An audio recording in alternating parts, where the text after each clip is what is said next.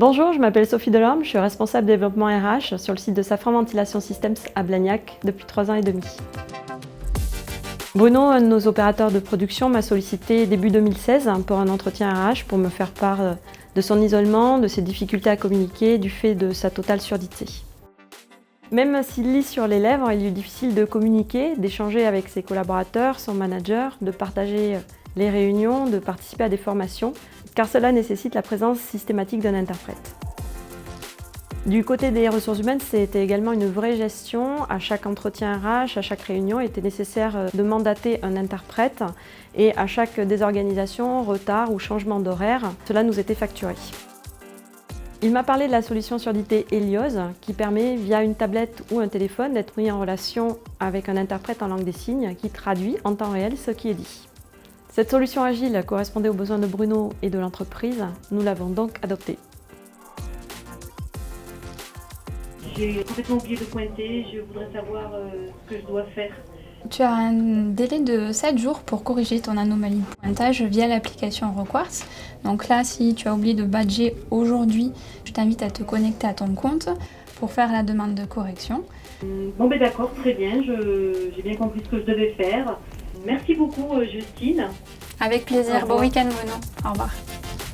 Nous avons mis en place cette solution il y a 1 an et demi, après 6 mois de travail de concert avec les équipes informatiques, l'encadrement, les ressources humaines et Bruno bien sûr.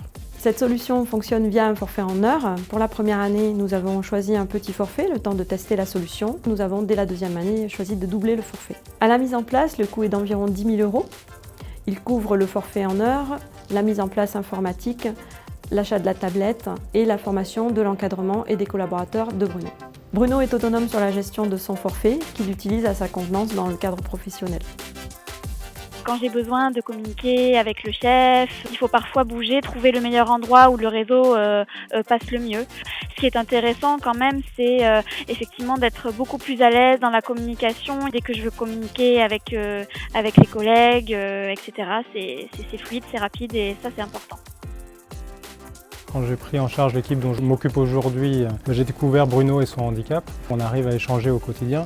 Par contre, je me posais la question, est-ce qu'il entend bien le message que je lui passe? Est-ce qu'il comprend tout? Il m'a parlé de possibilités d'avoir recours à un interprète et à distance, donc avec une tablette. Alors, on en a discuté avec les ressources humaines, on a réussi à mettre ça en place et effectivement, au quotidien, pour de la cascade d'informations, pour l'organisation d'une formation à distance, pour l'entretien individuel, c'est un outil qui nous est bien utile parce que le message que je souhaite passer, je suis sûr qu'il est bien pris en compte. La solution correspond globalement à notre besoin.